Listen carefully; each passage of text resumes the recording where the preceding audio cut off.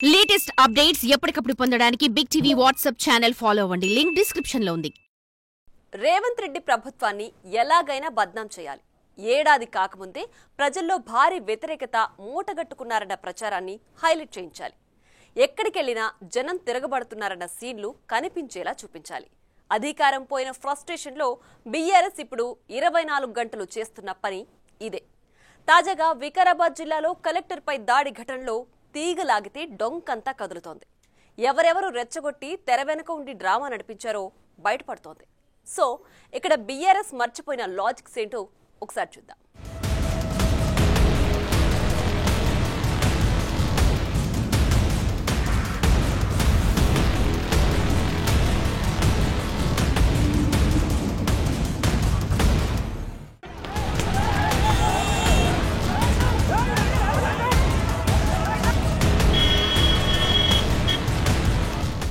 చూసారుగా, ఇది వికారాబాద్ జిల్లా కలెక్టర్ ప్రతీక్ జైన్ కారుపై దాడి సీన్. ఇది ప్రభుత్వం తమ భూములు గుంజుకుంటుందన్న ఉద్దేశంతో చేసిన అటాక్ కాదు, పక్కా ప్లాన్ ప్రకారం జరిగిన పొలిటికల్ అటాక్ ఇది. పైగా ఇది నిజమైన రైతులు చేసిన దాడి కాదు, పార్టీ పరంగా కుట్రకోణంతో చేసిన దాడిగా పోలీసులు గుర్తిస్తున్నారు. తప్పు చేయడం, లాజిక్ మర్చిపోవడం, దొరికిపోవడం ఇది బీఆర్ఎస్ ఎప్పుడు చేస్తున్న పని. కుట్ర ఉందని పక్కాగా బయటకొస్తున్నా సరే ఇది ప్రభుత్వ వ్యతిరేకతకు నిదర్శనమని గులాబీ నేతలు చెప్పుకోవడమే పెద్ద జోక్. ఇక్కడ కనిపిస్తున్న ఈ వ్యక్తి పేరు సురేష్, బీఆర్ఎస్ లీడర్, పట్నం నరేందర్ కు రైట్ హ్యాండ్, కేటీఆర్ కు దగ్గరి వ్యక్తి.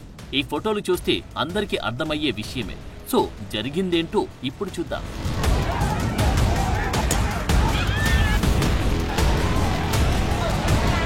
వికారాబాద్ జిల్లా దుద్యాల, లకచర్ల, పోలేపల్లిలోని 1350 ఎకరాల్లో ఇండస్ట్రియల్ కారిడార్ కోసం ప్రభుత్వం కసరత్తు చేస్తుంది. మొదట ఫార్మా విలేజ్ అనుకున్నారు. అయితే స్థానికుల నుంచి వ్యతిరేకత రావడంతో ఇండస్ట్రియల్ కారిడార్ దిశగా ఆలోచనలు మొదలుపెట్టింది. ఇందులో భాగంగానే గ్రామసభ ప్రజాభిప్రాయ సేకరణ కోసం నవంబర్ 11న ఉదయం collector Prateek Jain, additional collector Lingya Naik, sub collector Umashankar Prasad, Kada special officer వెంకటరెడ్డితో పాటు ఇతర అధికారులు వచ్చారు. అయితే గ్రామ సభకు ఒక్క రైతు కూడా హాజరు కాలేదు. గంట సేపటి వరకు వారి కోసం వేచి చూసినా రాలేదు. అప్పుడే కలెక్టర్ ప్రతీక్ జైన్ దగ్గరకు బీఆర్ఎస్ లీడర్ సురేష్ వచ్చాడు. రైతులందరూ లగచెర్లలో ఉన్నారని, అక్కడే టెంట్ వేశామని, మీరు అక్కడికి వస్తే మాట్లాడొచ్చు అని చెప్పాడు. దీంతో collector, additional collector, sub collector, కడా స్పెషల్ ఆఫీసర్ వారి కార్లలో 5 కిలోమీటర్ల దూరంలోని లగచెర్లకు వెళ్లారు. ఒక్కసారిగా పెద్ద సంఖ్యలో కలెక్టర్ పైకి తోసుకొచ్చారు. కార్ల అద్దాలు పగిలాయి.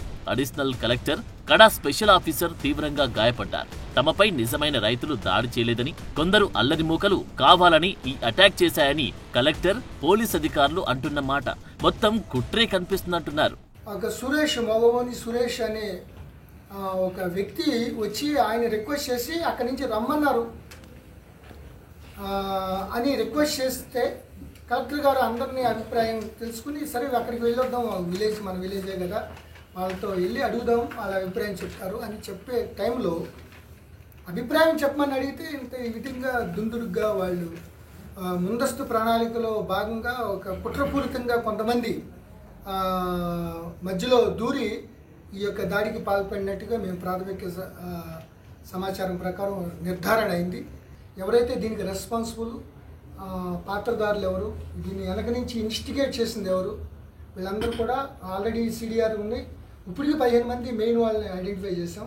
నిజానికి సెప్టెంబర్ 25న కూడా ప్రజాభిప్రాయ సేకరణకు వెళ్లగా నిరసన చేశారు. అప్పుడు పోలీసులు లాఠీచార్జ్ చేసి అందరినీ చెదరగొట్టారు.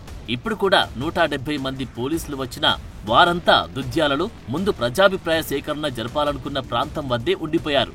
కానీ కలెక్టర్, ఇతర ఆఫీసర్లు మాత్రం పెద్దగా సెక్యూరిటీ లేకుండానే సురేష్ చెప్పిన మాట విని లగచెర్ల వెళ్లడంతో సీన్ మారిపోయింది. ఇందులో తెర వెనుక విషయాలు ఏంటంటే, సురేష్ అనే వ్యక్తి బీఆర్ఎస్ లీడర్, కొడంగల్లో పట్నం నరేందర్ కు రైట్ హ్యాండ్, కేటీఆర్ తోనూ దగ్గరి సంబంధాలు ఉన్నాయంటున్నారు. పైగా ఘటన జరగడానికి ముందు నరేందర్ రెడ్డితో సురేష్ టచ్ లో ఉన్నట్లు కాల్ డేటాలో తేలింది.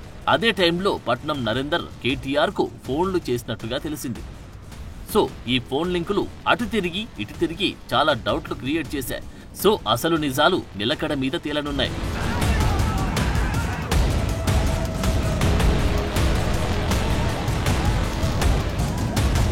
లగచెర్లలో కలెక్టర్పై దాడి జరిగింది. ఈ వార్త ప్రపంచానికి అర్జెంటుగా తెలియాలి. తెర వెనుక ఇదే కాన్సెప్ట్ ఉందంటున్నారు. పైగా బీఆర్ఎస్ సోషల్ సైన్యాలు వీడియోలను వైరల్ చేశాయి. ఇదంతా ఎందుకంటే ముఖ్యమంత్రి రేవంత్ రెడ్డి సొంత ప్రాంతం, సొంత నియోజకవర్గంలోని ప్రజా వ్యతిరేకత తీవ్ర స్థాయిలో ఉందని చెప్పే ప్రయత్నమే అంటున్నారు. అందుకే ఇంత పెద్ద కుట్ర చేశారని కాంగ్రెస్ నేతలు అంటున్నారు.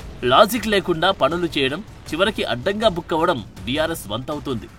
ఇప్పుడు కూడా ప్రభుత్వంపై పెద్ద ఎత్తున ప్రజా వ్యతిరేకత ఉందని చెప్పేందుకు తెర వెనుక ఇంత కుట్ర చేయాలా అన్న ప్రశ్నలు వస్తున్నాయి. నిజానికి సహజ వ్యతిరేకత అయి ఉంటే తెలుస్తోంది.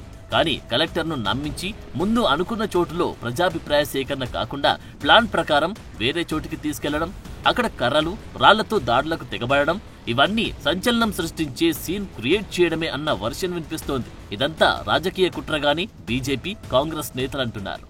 కలెక్టర్ మీద దాడి మన తెలంగాణలో అయితే కాకుండా ఎప్పుడు కూడా కాలేదు నాకు తెలిసినంత.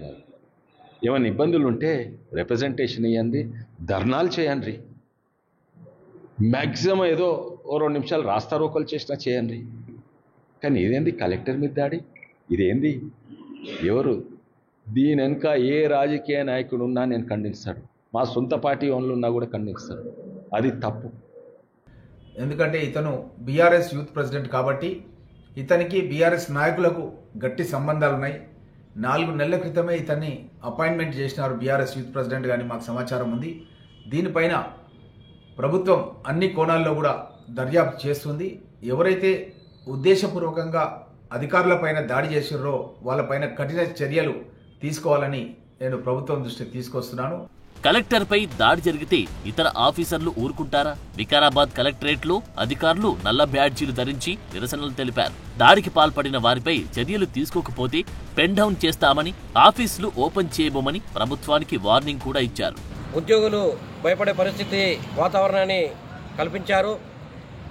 ఇలాంటి సంఘటనలు మునుముందు జరగకుండా మరి పోలీసు యంత్రాంగం కానీ ఇంటెలిజెన్స్ వారు కానీ ముందుగానే పచ్చకడితే బాగుండేది.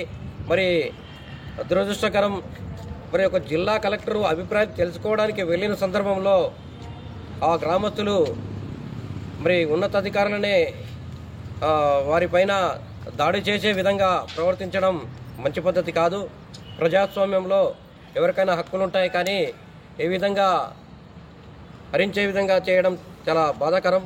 సో ఇక్కడ అసలు మ్యాటర్ ఏంటంటే రేవంత్ ప్రభుత్వానికి అర్జెంటుగా ఏదో ఒకటి నెగిటివ్ ఇంపాక్ట్ చూపే ప్రయత్నాలు రోజు జరుగుతున్నాయి.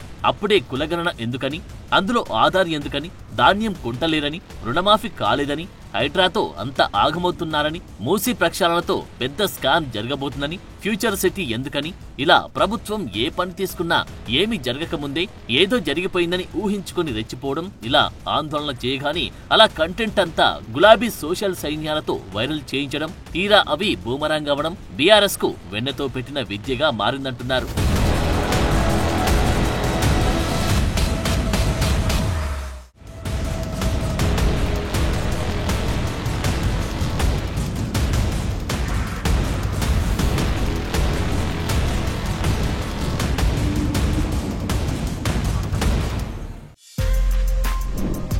For more videos like this, subscribe Big TV channel.